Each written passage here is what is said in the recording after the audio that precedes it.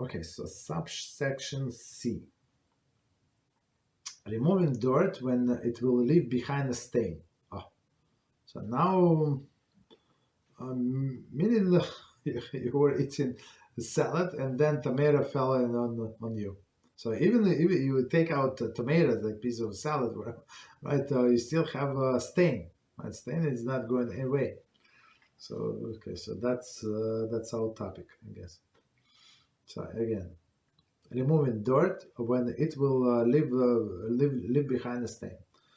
If mud or moist dirt, so as a salad, right, like some vegetables, adhere to the garment, and it is still wet, one is permitted to scrape it before it dries. Okay, provided that it will leave behind a stain. Since the garment will remain soiled, removing the dirt cannot be considered act of laundering. However, it is forbidden to use a brush or to brush the garments vigorously. One is permitted to remove the dirt only by one of the following methods. Okay, so before we go into the methods, let's try to understand what we're talking about. I think we said before, if it's did we say it before or not? I don't remember.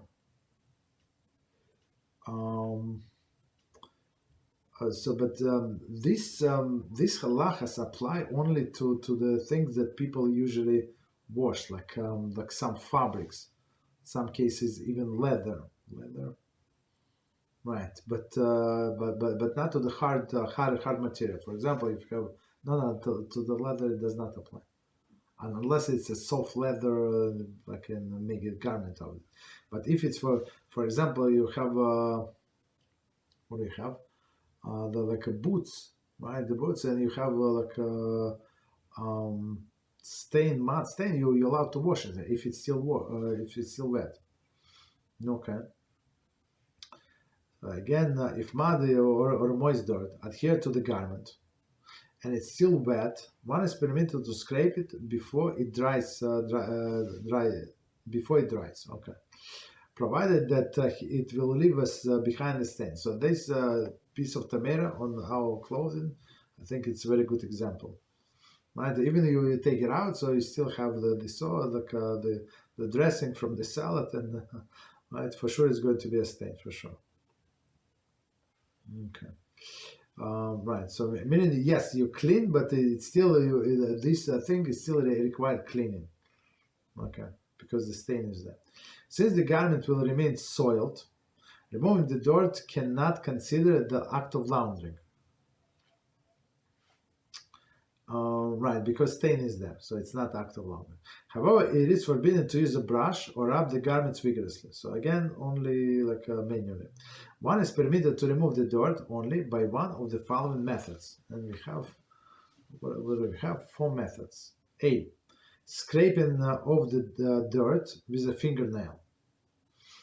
Okay. B. Scraping off with the back of the knife, spoon, etc. Meaning nobody is doing this. Like it's very unusual. So again, with a fingernail or with back of the knife, spoon, etc. C. Wiping it off gently with a dried cloth. So again, if you even like since it is moist, still the dirt is going to stay there. That's the point. And D, last one, rubbing the reverse side of the garment until the dirt follows. So that's I think this is the easiest one, right? So you just go like from inside and rub it, and of course again the stain is going to be there, but it would be pretty clean. Okay, cleaner, much cleaner than it was before. So let's see. If mud,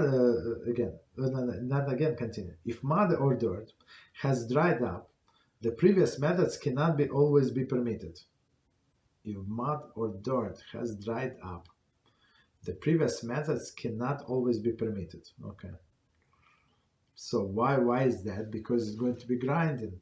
We're not allowed to grind. This is not due to the prohibition of laundering, since the dirt will leave stain behind, right? If it dried up anyway, right? It is because of another factor. Since the dry dirt will crumble, when one removes it, it might thereby transgress the prohibition of tachein, grinding. So just to remind us about what we said about grinding. So grinding is forbidden for all of the things that grow from the ground, right? So we cannot grind. And in grinding also includes like chopping into tiny pieces, even with a knife, not implements like special instruments, of course, like graters. Of course, it is forbidden. That's understandable. But even with a knife, it would be like forbidden to chop like in the very small pieces, right? So meaning this melacha does not apply to something that is not growing from the ground. For example, you can do egg salad if you want, or you can do egg salad on Shabbos. So you can like dice it like on the small pieces.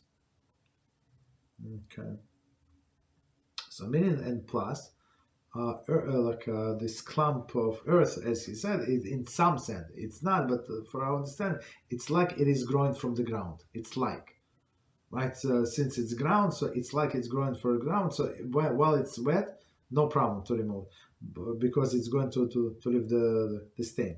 But if it's dried, so now it's not about laundering any longer, as he's saying, but it's now about grinding. So now like it was like piece clump of dirt, and now you make it like create a small pieces.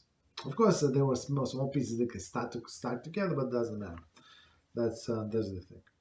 So although one is not interested in grinding the dirt, nevertheless it is forbidden rabbinically. So in all of these cases, just to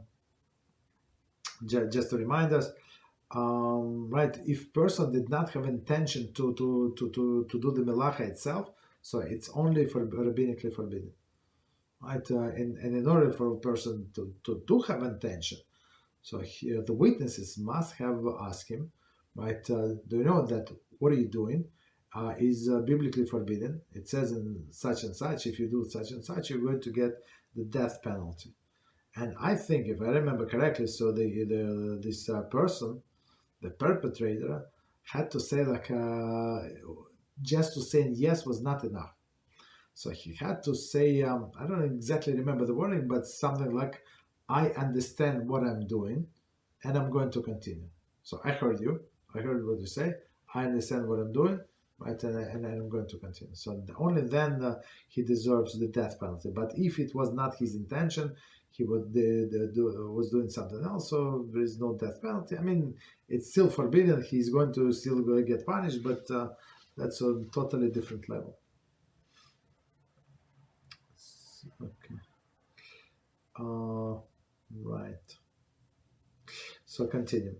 Thus, if dirt consists of something that was not previously ground, for example, mud, it is forbidden to remove it. Okay. So, but if something already was previously ground, so we say there is no prohibition of grinding after grinding. So, example, I think we use the bread. So, of course, it's not appropriate; it does not look nice. But so some people play with bread and crumble the bread. Right? So of course, it's a disrespect to the bread, but it's not a violation of this melacha because the grain itself was ground before. Okay. However, it is if it consists of item that was previously ground. For example, mashed potato. One is permitted to remove it by one of the affirmation methods. For there is no prohibition grinding something that was previously ground. So very interesting. So that's amazing example. So I have mashed potato. So mashed, it's ground. Of course, I mean grind. It's also grind. Grind. What's the definition of grind? So you have like a bigger piece, like potato, like it was like a cooked potato, and then they make tiny pieces from it. So that's the definition of grinding. Right. So meaning this potato stuck to our clothing, you can remove right from the inside, with the nail, all of these things. Right. With the back of the knife, with the spoon. Okay.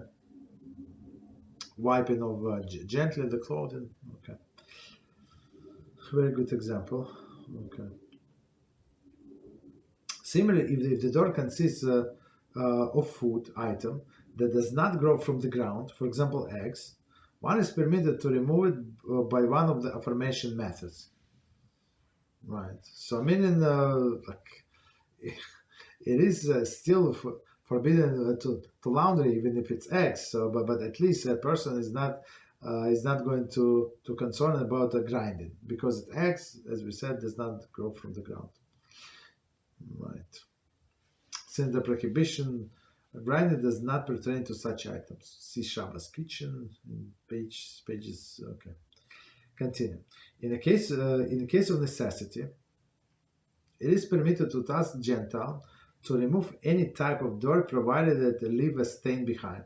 So that's a key line. But I'm personally, I don't see myself asking anybody to do something like that, because the way I see it, it's a little degrading, unless it is like I don't know. Even though in my show we have like a cleaning guy, and he's of course, if you ask him, for sure he's going to do it, for sure. But still, I would not ask. So I continue. So D, removing dirt when it will not leave behind a stain. The preceding discussion applies only in the cases in which the dirt will leave behind a stain before removal. So meaning all this is said because the purpose, again, the big picture of laundering, we had something dirty, now it's clean. So that's the big line, big picture, right? But if it's going to leave a stain, so it's not clean still. Because why? Because still you need to do the actual laundry. Yeah, it's a little cleaner. It does not have all of the pieces attached to your shirt, but still it's not clean. Right, so I mean, the way I'm trying to say that yes, I'm wearing this shirt or this garment, this jacket, because I have no other choice. But tomorrow, for sure, like as soon as I can, I'm going to put it in laundry for sure. Okay, so that's I think a key point. If it will not leave behind the stain, one may not scrape it off. Okay, since this is considered laundering. Okay. What would be example? I'm not sure. Like completely without stain. Okay. For sure there are examples, but I think that they go like, and then they usually give us examples. Okay.